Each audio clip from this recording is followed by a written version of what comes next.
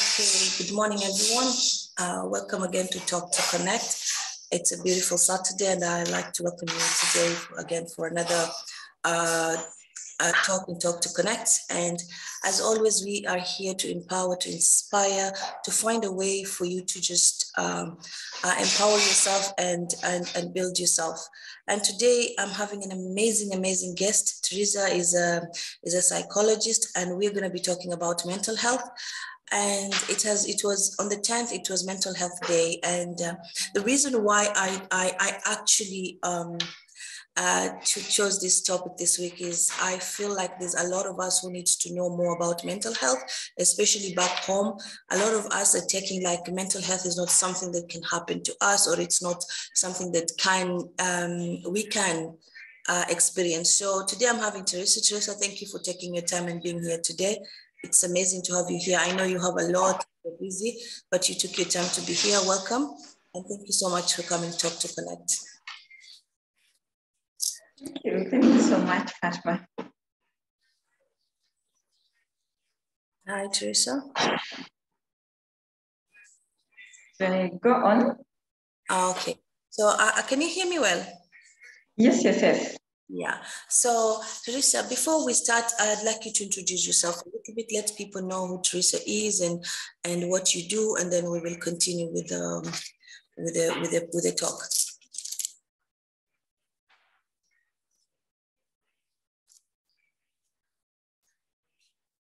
Psychologist. I'm the CEO and the founder of Osma's Therapy Center. Here we deal with all matters mental health, 360-degree mental health. And we have, several therapies because, for some people, they keep on asking, do you have male therapies, female therapies? We have all sorts of therapies. We're based in Nairobi, Westlands, Reliance House. However, we see clients, both physical and online clients. In fact, Fatma, 90% of our clientele, they are online clients because we serve overseas, we serve all over. So that's basically who we are and what we deal with. Apart from that, I'm a mom, a family person, yes. That's amazing. So Teresa, today we want to talk about mental health. And before we go to a lot of things, I'd like to know what is mental health, because a lot of people, I think why I choose this topic actually is because I talked to a lady the other day and we were talking about mental health, and kind of I felt like she looks like she's suffering from stress. So I went and told her, I feel you're suffering from stress, you need to see a therapy. And it was so sad that this lady went and told me, that's not an African thing. We don't suffer from these things. We already have a lot of problems. So I said, I need to bring this topic because I feel a lot of people are misguided, or they are in denial that mental health is a thing, and we need to talk about it to create awareness. So what is mental health? Oh, mental health is all that we breathe, we think, we step on, we sleep on. In short, what I mean is mental health, it's all about our emotional stability. In most cases, people, they mistake mental health to be something to do with what we call quote unquote insane, something to do with what we call someone not being okay. They already have names to label that. However, mental health, it's all about our emotional well-being. And this starts with who are we? Who are we without looking at our physical appearance? So I want to introduce that in the most lay possible without going the scientific way. And I say mental health, it's all about our stability and the stability of our mind, stability of our emotions. That's amazing. So let's talk about emotions, because I think a lot of people feel emotion is kind of, when we talk about emotions, people think emotions is just maybe crying or being happy or breaking down. So what exactly are we talking when you talk about emotions, so that people can understand what emotions are we talking about? Are they just emotions that we have affecting us physically? Because most of us are affected by our outside circumstances, whatever is happening outside. And then we have a lot of reactions. So if you'll explain a little bit, what kind of emotions are we talking about? It's not just crying or being happy, but there's a lot of things that build an emotion. Okay, Here, the emotions we are talking about, and as I have mentioned, it comes without the stability of the brain or the stability of the mind. The emotions we are talking about here is anything that makes you dysfunctional, anything, because we have very different emotions. At times we can be happy, other times we can feel sad. All that is allowed because before anything, we are all human beings. However, what we look at is the time you feel you're becoming dysfunctional. The time you feel now, you feel like you have fatigue, not because you've been working. You feel like the things that have been bringing happiness and the pleasurable things, they're no longer bringing or making sense to you. When you feel you're no longer that person, even waking up early in the morning, it becomes so hard, like you have lost a purpose. So the emotions here we are talking about is anything that makes you dysfunctional, anything that makes you feel like you're not yourself anymore, and that you really do not get to understand yourself anymore. The things that you've been doing before, they're no longer making sense. That's amazing. So I want to go and ask this because when you talk about emotions, I think a lot of us, we are being raised in societies or our culture, and we're not supposed to show our emotions. You're supposed to be strong. You're supposed to not show people what you feel. You're supposed to. So how do we break these limitations? How do we break these limitations of mental health and people showing their emotions? A man is not supposed to cry. A boy is supposed to be strong. A woman is supposed to be, you're supposed to hold on into your emotions and be strong. How do we break these limitations in society?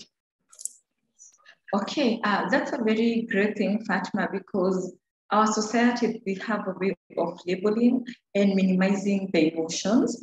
And that's the major cause of the things that we're seeing today, including suicide, because we want to minimize. No one wants to talk about it how it is. And I want to bring to your awareness that the emotions we're talking about here, we have the conscious emotions. Conscious emotions is a man should not cry. And so I am very much aware that I'm not supposed to cry. We also have unconscious emotions. Unconscious emotions, it's now as a result of you not wanting to cry because you know a man should not cry, but you keep on bottling up all these things. And without, that is unknowingly, they just reoccur from nowhere. And now we see something, we keep on saying when you bottle so much, a time will come for it to burst. There is up to the much that you can hide or that you can sweep under the carpet. So the unconscious emotions is when now everything gets to rapture stage. Rapture stage is when we see someone has fallen into depression. Suicide is still an option in such a case, because society has a way, and especially us being Africans, society has a way of telling us this is our coping mechanism, which is a very negative coping mechanism. A man should not cry. A woman should not call for help because you are there, you are the neck of the family. And now we are, other than we express ourselves emotionally, we are confined, like we are in an emotional jail that I know this is what is supposed to happen. And if I'm in this problem, then I should just keep quiet because speaking up shows that I'm a very weak person. And what that does, it creates now something we call traumas in our lives, that when such a thing reoccurs again, it sets some trigger to our brain. And now we start reflecting that, oh, I've seen such a character before, have been in this state, and now this is all about our brain, have been in such a state before, and now this is the time that we withdraw to avoid or not to even talk to people.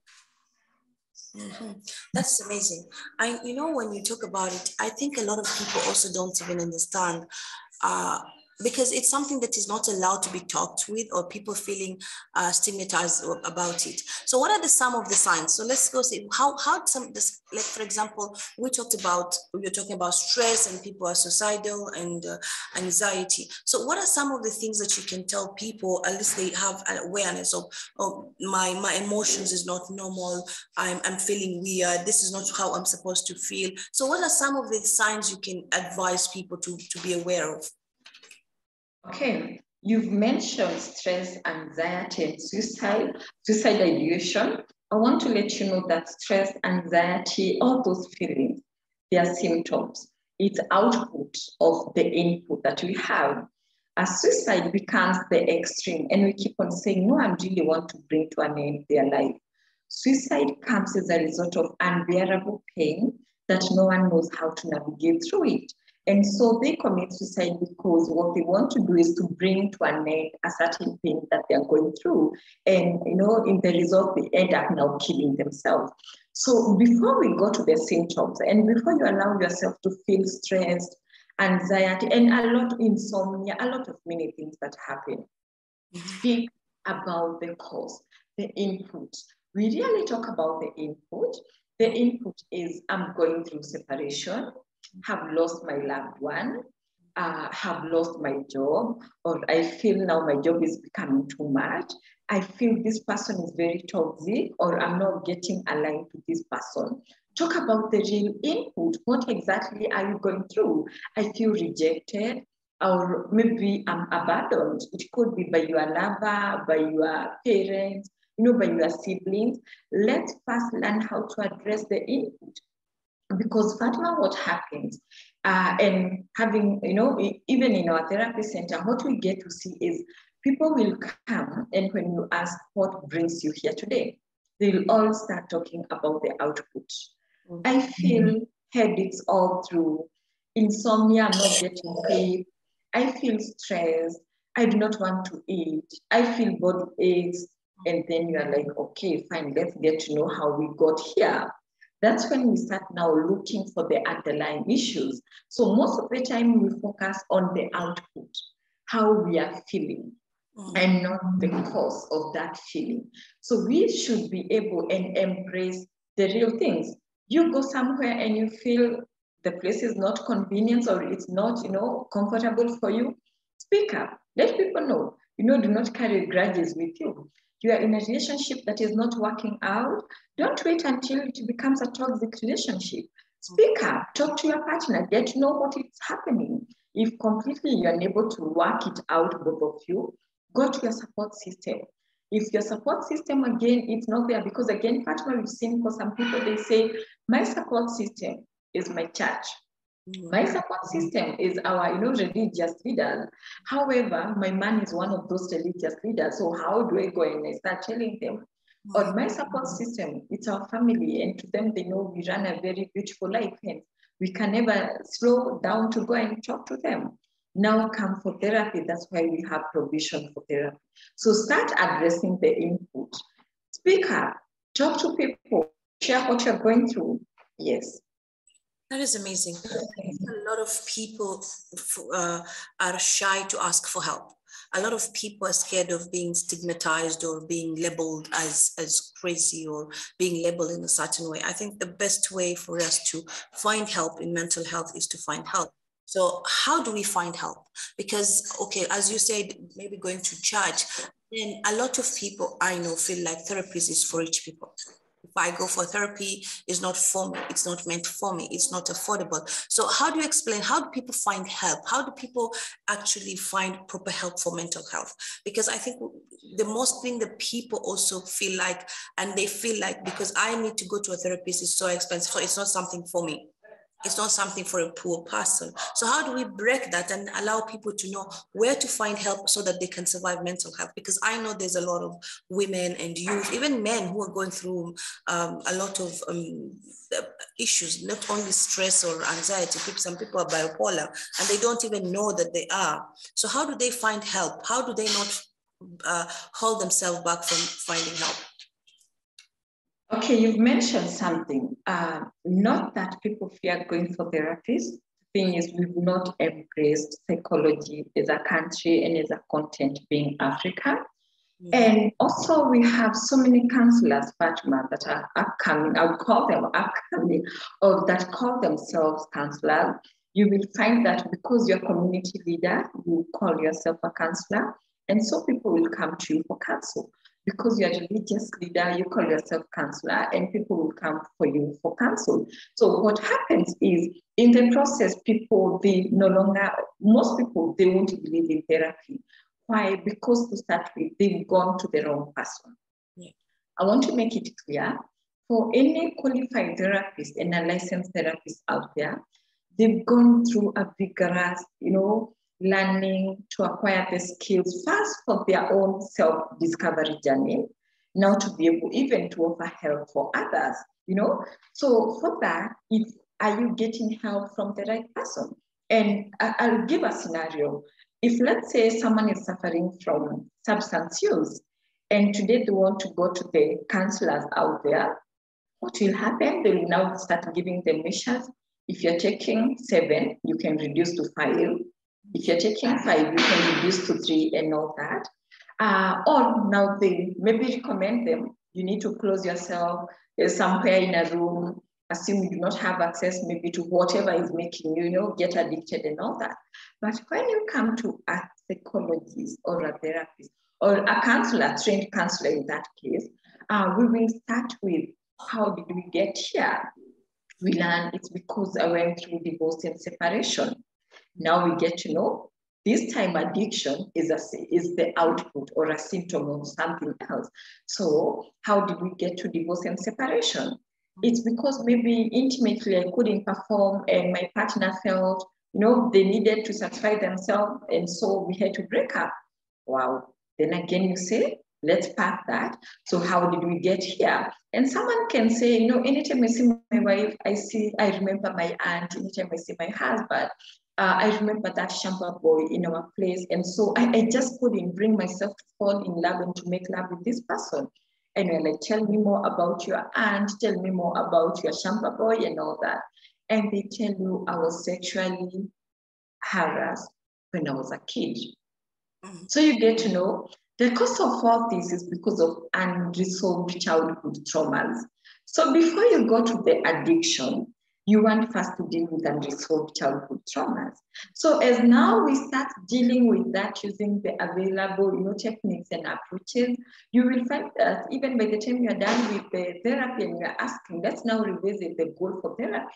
You came because of addiction. Where are we? Automatically they will say, I even stopped taking alcohol, because that was an output. So that's something that people really forget about. So about the access, I'll tell you for sure, and I'll also refer now to All Smiles. Fatima made therapy more available because there is the mentality that therapy is for the rich. Our charges go as low as 2,000 bob per session, Kenyan shillings per session. Not only that, we've also become so reachable and accessible that we see people online, hence you don't have to come. You are out there in Dubai, Africa, UK, US, you can just, the moment we schedule a session with you, you log in and we carry on with your session. So it is very, very, in the world of technology, it is very, very much accessible from wherever one is. It is very, very much affordable from wherever one is. Kindly seek proper help. Don't go to people because they're calling themselves counselors. You can even take a risk and ask someone, can I know of your qualifications? Because what is happening, we have people misleading other people out there. And it's safe for us as counselor, we don't advise. What we do, we walk the journey with you. And in most cases, the solution comes from the client. Our role is to be able to identify, at time we'll have a scenario we are telling a client, hold on, can you first listen to what you're telling me? And now we start. Actually, the person we are referring to, the perpetrator here, is not the toxic one.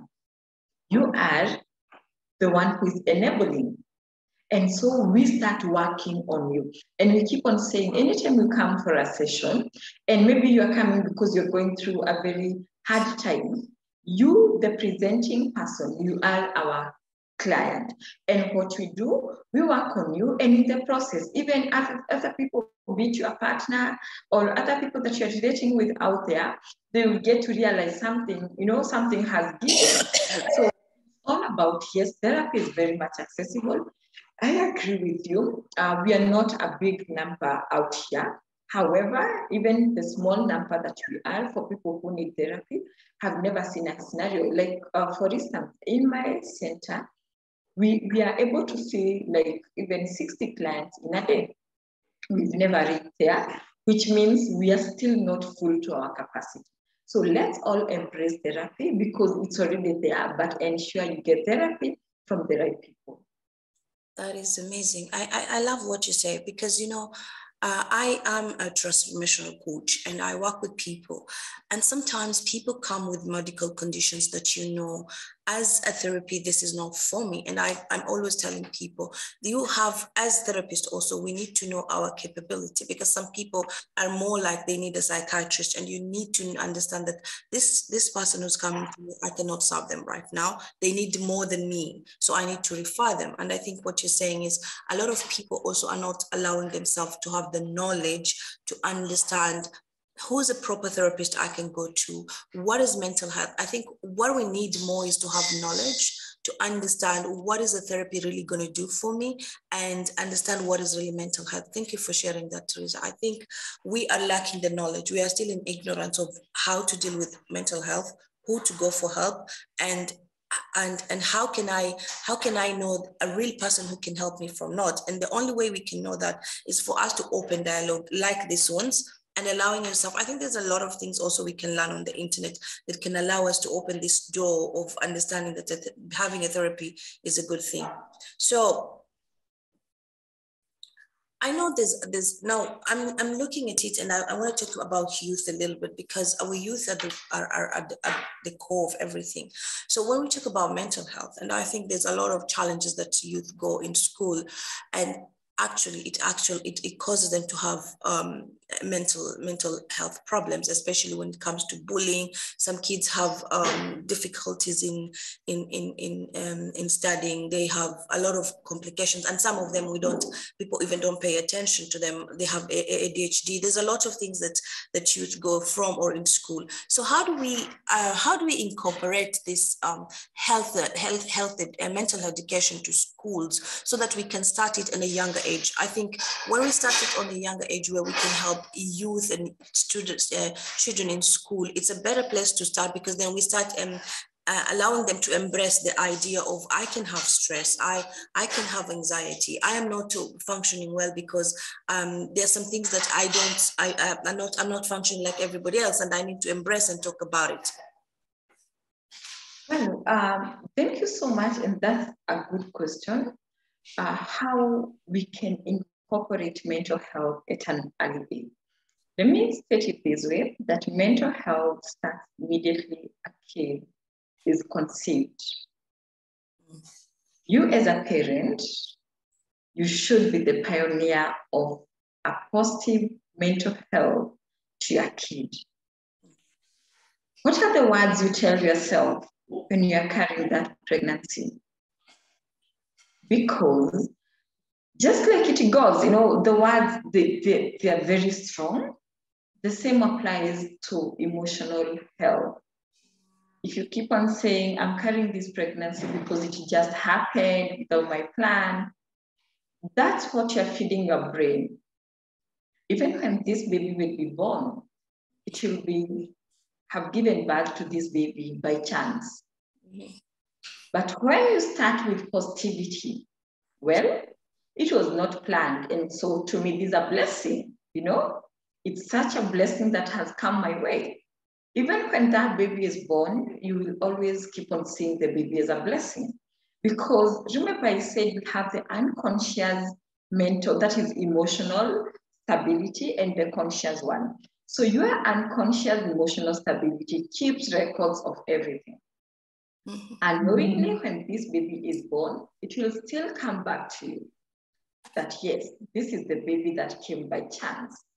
Or yes, this is the baby that is a blessing to you. Partner mental health starts with our parenting. Even before you go to schooling, how are you parenting? I want to believe through your platform, maybe someday we shall have, you know, a room to talk about parenting because it's an entire topic on its own.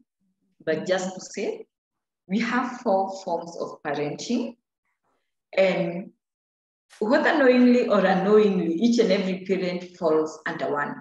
Mm-hmm. So we go back. It's only one ideal parenting style that we say this is the positive and the proper parenting style. Mm-hmm. What happens to parents who, you know, their style, they fall under the other 3 categories? That's why people will grow up, they will come for therapy, not because of their current presenting issues, but because of things they went through when they were kids. Yes. Why? You brought up this kid, calling them names.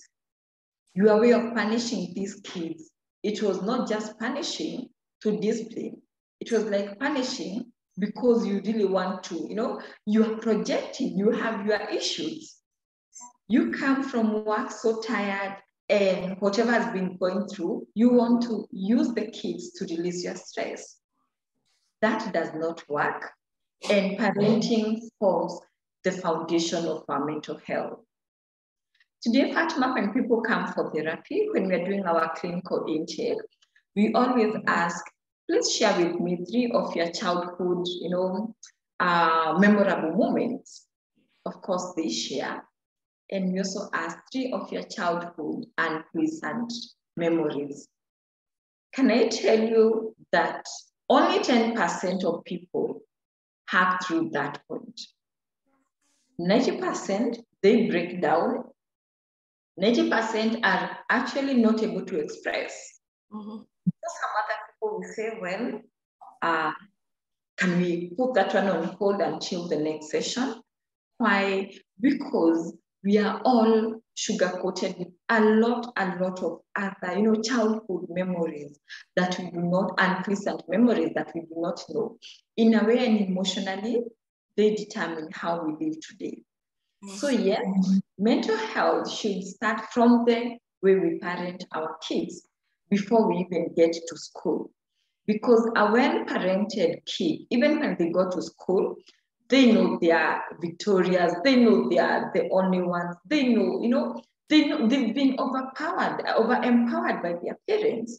They know, yes, this is right, this is wrong, this is the way of punishing someone. They know how to express themselves. Why? Because they have ears and they listen. They have mouth, they are able to talk and express. That's how they've been taught. But do we do that as parents? No, we project everything. And when we talk about parenting, also remember you have other people you co-parent with, knowingly or unknowingly. You can be saying it's okay, I'm in a stable marriage, so nothing like co-parenting, but just a reminder that nanny in your house is another co-parent. You might be having, and adapting the ideal parenting. But what about the nanny when they are left and of which they spend much time with the kid? How do they parent your kid? Have you shown them how you want it done? Have you shown them this is how you will behave in case of such? Or are you a parent who, when you are calling, you are told the baby is just throwing tantrums and you continue the conversation? You should tell them, no, they're not throwing tantrums. There is the action they're doing. Are they crying? Are they rolling? Are they refusing to eat? Or what exactly is happening? Because we start labeling. So now when it gets to schooling, it becomes so easy for someone who is well parented, even adapting with other kids. However, even our teachers, they play a very important role when it comes to emotional stability. We've seen people coming from very great and firm background. However, they talk of a rejection in school. They tell you, I know I'm a bright student, but I couldn't because I was too skinny. They used to make jokes of me. Or I was this bubbly kid, they used to make jokes of me. I've had scenarios where clients, they bring their kids and the kids, they say, the teacher told people not to eat as much, otherwise they'll become like an elephant like me. And so I'm named an elephant. So are our teachers, before we go to the kids, are our teachers taken through mental health system in the proper way? Do they know that their words can break or make this kid into future? Because most people, they'll tell you of their stories in primary school and you wonder, and you ask, how comes you never shared with your parent? And they tell you because even at home, it was not any good. But remember, a well-parented kid, they will find solace in their parents. They'll go and discuss what they're going through in school. So yes, I agree. This is something that really needs to be incorporated, especially in our learning system. However, it all smells how we go about it. We have trainings for kids, and especially during school holiday. So, and I know not only in our center, most psychologists, they're doing that out here. So as a parent back at home, look for these trainings, enroll your kids. We start with pre-teens, into teens, young adults, enroll them. They will learn even more about being assertive. They will learn more about, when this is done to me, I should be assertive enough. First, I say no. If I'm unable to, I need to scream, or this is how I should tell on them. Enroll them, because at times there is what the expectation of our schooling, our curriculum and calendar. But again, as a parent, you want your kid to have more. So enroll them into some of these programs. That is amazing. I think what you said, if you look at kids, and I'm saying the best time to train a child, if they are in school, are when they are in the kindergarten, because that's where you start building the values. And a lot of people just feel like that's the place where kids go and play, and they don't pay attention, because in our minds, we don't understand that kids understand more than what we give. And I was talking, the last week I interviewed a lady who's having this amazing program he's doing for the kindergarten children. And it's just allowing the kids to connect with themselves, to be connected with who they are, to just be able to express themselves. And that's what you said, like parents should take their children not only to school, but allow them to go in other activities that allow them to express who they are. And as parents, I think what you say is true. Most of us, and if you ask a lot of people about their their early ages, they won't be able to share good memories, because most of the times I think we're being taught to survive. We are being conditioned to be something that society accepts us to be, rather than us growing as kids and being our own selves. So I think, thank you for sharing that. I think that's a big part. Like, as parents, we have a big responsibility of how we bring our children before we take them back to school. And I hope if their parents are out there, I hope they're listening. And this is a very powerful thing. So I'm going to go back to the youth, because now in Kenya, there's a lot of youth who are using drugs. And some of them, when you talk to them, they don't even know how they started taking the drugs. You just hear somebody say, I just wanted to feel my mind. I feel so much pressure. And all of us go talk about peer pressure, which is true. I think peer pressure is part of it. But I think also some of these kids miss the outlet. And it's not like I'm defending them, but they miss the outlet to express themselves. So how do we help them? It's not just blaming the kids for bad environment, but how do we help youth to understand that they can have help and they don't have to go to drugs, but they can find another outlet rather than taking drugs, so that they can control their emotions. Okay, for youth and drugs, the major cause is that no one is out here to listen to them. Mm-hmm. And when they come even for therapy, when we ask, how did we get here? Before they talk about the peer pressure, they will tell you, I was going through this, I couldn't attend to my studies, I was just sleeping in the room, and someone offered this as a solution. You see? Now that's what we call peer pressure. And at time, Fatma, by calling it peer pressure, which I'm not disputing, it's there, but we label. Yes. We label and minimize the cause. Other than wanting to find out what exactly is happening to this youth, we will go into it's because they're now in university, they've just started their career life. It's just peer pressure. When we label it as peer pressure, you block the source of information. Yes. But as parents or guardians, we take time to sit down with them and get to listen. Some of the things that we find for you, they are unable, and of course, these are developing age. So they are unable also to come when it comes to attachment and boundaries. You will find someone, this is the time they are starting girlfriends and boyfriends, and they are there and they've not been taught how to take a no for a no. We've seen, especially back home, where even people have killed other people because if I'm not with you, then you're not with another person. If they're not killing, then they're into drugs. When you find out, it's because I was rejected by this girl or by this boy.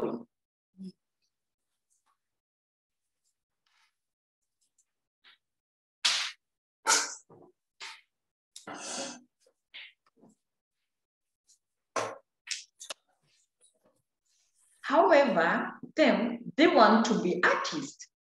And so you are forcing them to, in the first place, to even take up a course that they do not want.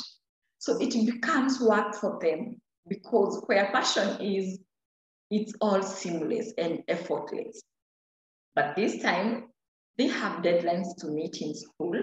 As a parent, you are there and telling them the max school fees you are paying and all that, as if you're doing them a favor. No, it's not a favor.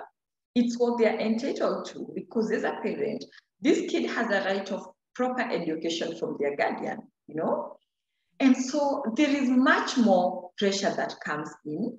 And you find that for some people, they end up now using drugs as the way of output.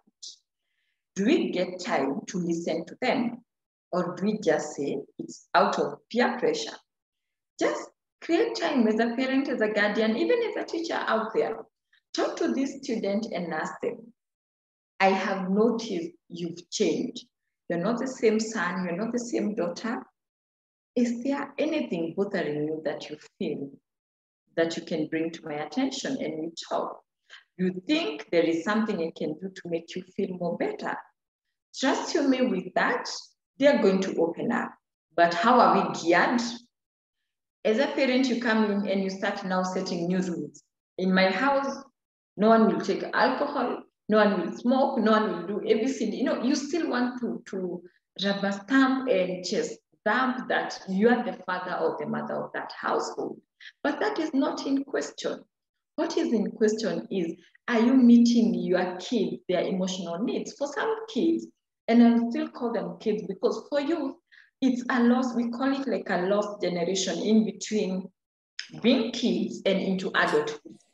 So they are transiting. Are you there to hold their hands when they are transiting? Or do you just now start telling them, now you are grown up enough, you need to know the world has this and that, and now you are all on your own. What does that mean to them? But do you like give them that safe haven that even if something happens, just get to know you can always come back home. Anytime you have anything that you're going through, kindly share it out. So that's the major cause, because we do not offer that space for them to feel more secure and to feel that they can come and share with us. That part is there and it's missing. And now, you know, for this generation we are talking about, some of them, they are students. They rely on their pocket money. So when we talk about therapy, not unless you've given that platform for them to come and share, they tell you, Mom, Dad, I feel everything is not okay. I'm going through a heartbreak that has taken a toll on me. And now this parent will be able to sponsor for their therapy, you know? But before then, what are we doing to ensure that we assist them? That is amazing.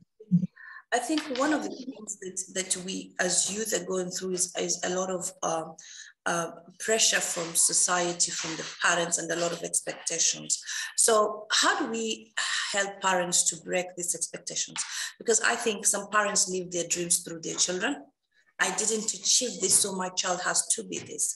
I didn't do this, and I am expecting my child to fit in my shoe to be something that I was not. So how do we advise parents so that they can come and understand that their children have their own personality, they need to be there for them and guide them, rather than having their dreams being portrayed to their children, and they want their children to be what they expect them to be? Projection, that's how we call it. Yes. You know, you're projecting your childhood into your kids because you never achieved this, you want them to achieve. In short, what you do, you want to relive your childhood life again through your kids. What does that do to them? They deny them the chance of being kids. If you're a parent and your name is Anne, you want to have your kid who is Ben to be a small Anne. It really can't happen. Not unless you want now to cut the ties it should still keep on happening. So this we normally experience when a kid comes and you realize, oh my goodness, they lost their childhood since they were 6 years. Why? They lived to meet expectations of their parents. They were told in school, you must score. These are the grades score. When you go out there to play, beat sports, you must be, the most athletic person. All through, they can never remember doing something for themselves. All through their lifetime, even for campus, we're busy choosing courses for them other than offering career guidance, because that's all we are supposed to do. When they say, I want to go and pursue this course, ask them, do you know, after you pursue this course, you're going to be who? Or the career path that you're choosing. Even go an extra mile. If it's about medicine, let them talk to a certain doctor. If it's about law, let them talk to a certain lawyer. Accounts, let them talk to an accountant. Let them talk to all these people so that even by the time they're making a decision, they know exactly what they're doing. But we do that because you never got this. You want them now to live your life. You want to see your small self in your kids. So what I can tell parents is, you are a parent, put on your shoes and let the kids fit into their shoes. The much you can do is to take up the role of parenting and not role of being a kid again, not role of reliving your childhood through your kids. I keep on saying, just take a step back and say, I'm learning. Because by the time you are letting them be, you also get to learn about this new generation. Fatima, we are bringing up a very new generation from how we were brought up. Yes. In our generation, technology was not there, all these things. So can you just take a back and watch, also get to learn. When you learn and you discover together, you're now able as a parent also to get to know where they're coming from. Don't just come and tell them. During our time, no one could talk back to their parents like that. But hey, the cartoons they are watching, there are other kids they are playing with. That's what they are learning. Are you disciplining the right way, or you are disciplining the way you're supposed to during your time? So it's all about to take your role as a parent and you let your kids be. Allow your kids to live through their childhood. When they grow up, they will thank you for that. That is so powerful. Thank you for sharing that. I think a lot of parents are not understanding that they're projecting what they want, who they are to their children. And it's really a struggle. And you said something very important, that we are living in another generation and things are different. Children are experiencing different things from who we were. So allowing yourself to learn and understand what our children are going through, to be in the moment. I think we are all living in the past and expecting our children to think like us. Our children are exposed to a lot of things that we were not. And it's good for us as parents to also learn so that we can be on the same level with our children. That's very, very, very powerful. So I want to talk about, because I know we talked about a lot of things, and one of the things that I know that is very important is a journey of healing, of understanding how I can heal my past to my present. And a lot of, now I'm going to talk about women, how a lot of women are struggling to do that. They are, because I feel, again, I'll come to the point of a lot of us as a community are ignorant about what mental health is. So how can you advise a woman who is struggling to find her healing point, and she needs that support? I think a lot of women need support. How do we get this support? How do we advise women to get support, to get healing, so that they can move on? I think a lot of mothers are back home. They've gone through a lot of things. They are stressed. They have anxiety. They have a lot of things, but they don't want to come out of that shell of being stigmatized as a crazy woman, or to be stigmatized that you're not stable mentally. So how can you advise women to come out of this shell so that they can raise their children properly, and we can have a community that people are free to talk about mental health without holding back? Okay. I'll start by saying, as a lady out there going through a lot of, life difficulties, and this also applies to both ways, even for gentlemen. Ask yourself, the way you look and the way you appear, Do you think your kids, they're very proud to see you that way? Do you think they feel okay having to see their mom this broken or having to see their dad this broken? If the answer is no, get to know it's that time to call for help. Because Fatima, what happens is many people will come and when they are talking about their childhood traumas, they tell you, I can never remember a moment I ever saw my mom happy. I can never remember a moment my dad was happy. And they'll have an entire narration behind it. And now, let me tell you what happens in such a case. We have kids that we've renamed as criminals in school. They are, chaotic. But when they are brought for therapy, they tell us, the reason why I behave that way is because it's the only way I can make my parents come together and maybe talk. And in this case, they're actually talking about me. That's why even at school, in boarding school, the moment I realized maybe right now my mom is being, maybe they are fighting at home, I just say what I'm going to do. I will fight, I will refuse to go to class so that I can be sent home. And I give them a reason to at least now digress from their fights and talk about me. Do you really want to have your kids as your caretakers? Do you want to have your kids as caretaker of your happiness? Because they're saying all these things. I've seen parents who say, I was in my, last end until my kid came and told me, Mommy, do you know I still love you? Now you're like, They're seeing what you're not seeing. In most cases, what happened, you find that for these type of people, for women or gentlemen, maybe they've been taken through emotional abuse. They're going through emotional abuse, and so they feel, and when we talk about emotional abuse, we say it's a jail. And Fatma, there is comfort in familiarity. The moment you are confined in an emotional jail, you are route to washrooms, you are route to kitchen, you feel just comfortable because it's a habit, and over time you feel you're okay being confined in that jail. But it's that time that we need to bring the walls down. We say it's time we break it to go for our freedom. Get to know, coming to see talk therapy, that is something we do. It's very different from being insane. It's very different. Anytime we see a client and we realize maybe their psychosis means now they've met the threshold of the sanity level.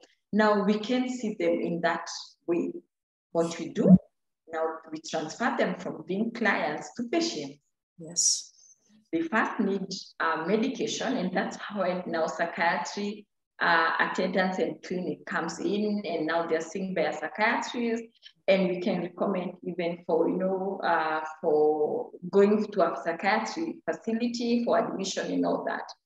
But for this other thing, let me make it this clear: no human being is 100% normal. Atma, we are all abnormal in our own way. Yes. The difference between ourselves and those who are admitted in psychiatric facilities is that we've not met the threshold of insanity, of being insane. Yes. So what does that mean?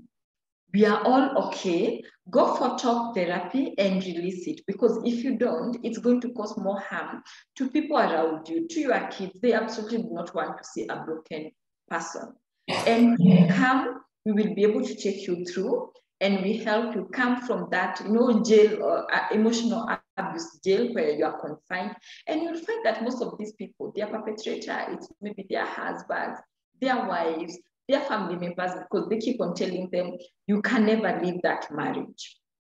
In our family, no one has left their marriage. You must remain in that marriage. And we keep on telling, if it's about women, if you are a woman, just get to know yours is about perseverance. Why is it written? We do it all mistakenly. That's not the reason why these two people came together. They came together for love, and everything should be done in love. But now love is not an ingredient in everything. and now it becomes their pain area. There is a lot of gray area and a lot of question mark. So please talk to someone.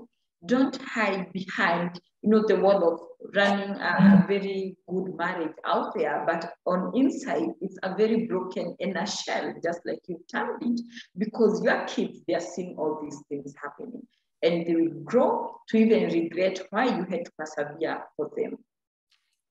Thank you so much. That's really powerful. So one more question before we end up, how do we break the ignorance of mental health? Because I think one of the biggest things that we have that is holding us to understand and support each other in mental health is the ignorance. So in just a few words, how do we break the ignorance of mental health so that we can support each other and people feel free not to feel like they're going to be stigmatized because they are having issues? It's okay not to be okay. Mm-hmm. And what is not okay is knowing that you're not okay and you're not taking any steps around it. When you feel you're not okay, please stop thinking of the next person. Fatima, we all have imaginary people. Yes. What will people say? What will people think of you? Where are these people in the first place? Yes. We have it all in the mind that seeking mental health, people will label me. Where are these people who are going to label you? Get to know there can only be one you. You are never replaceable. You've come to this world, you live your life. The moment you are gone, you are gone. Now that's up to you and how you live about life after that. But as long as you are living in this world, please put yourself first. Mm-hmm. For sure, the ignorance is brought by society. Where we come from, we don't go to talk to people. A man should not cry. I'm a lady, I'm taught how to persevere even in a toxic marriage. What will other people say? I'm a couple's goals. So if I break this marriage, what will they say? So I must be there so that I can live that, sugar-coated image out there. Please stop thinking about invisibles. Stop thinking about other people. Those are just imaginary people in your mind. Do not put them first. Put yourself first. With that, you know the right time to call for help. That is so powerful. So much. So how would people, if people want to reach you, because I know people are listening and maybe someone listened to what we talked about. If people want to reach you, how can they reach you? Okay, we are on Facebook as All Smiles Therapy Center, on Instagram, All Smiles Therapy Center. We have a YouTube channel, All Smiles Therapy Center, where anything we post there, it's with our therapists, more about the services that we offer. You can reach us through the phone number 0793 561 669. I'll repeat again, 0793 561 669. The code is +254. Code is +254. So you can send us a WhatsApp through that line or just a call and we will be able to assist you. So our charges, like I have said, it's starting from 2,000 bob per session. And apart from that, Fatima, we also run other programs. Like currently we have parenting program ongoing. So if you're a parent out there and you want to learn more about parenting, and it's only going for 6,000 Kenyan shillings, a session for 6 good weeks, once per week, and we do it from 6 p.m. to 9 p.m. And we also have much more that is going on. So please visit any of our social media handles, our YouTube, and you get to learn more. Thank you so much, Teresa, for being here. I think today we've had such amazing insights. And one thing I'd say, what she said is, it's okay not to be okay. And it's okay not to be okay. So if you feel you're not okay, don't be ashamed. And she said, you need to love yourself. I think a lot of people, when we talk about loving yourself, they feel it's selfish to love yourself. You can love yourself and not be selfish. But if you want to serve people from an empty cup, you're always going to be suffering. So your cup has to be full so that when you serve others, you serve them properly and have live a happy life. So Teresa, thank you so much. You've shared a lot with us. I know we're going to be having a lot of these talks in different topics in parenting and divorce and all these things, but this is a start. And I want to thank you for taking your time to be here today. Lydia and Aisha, thank you for joining us today. For anyone who is going to watch this video later, please share, because we are here to make others learn, to help others. And you never know, somebody can listen to this video and can find a way to find help. So if you listen to this video, please share. And I want to thank you, Teresa, for being here today so much. Thank you. Thank you. Bye, everybody.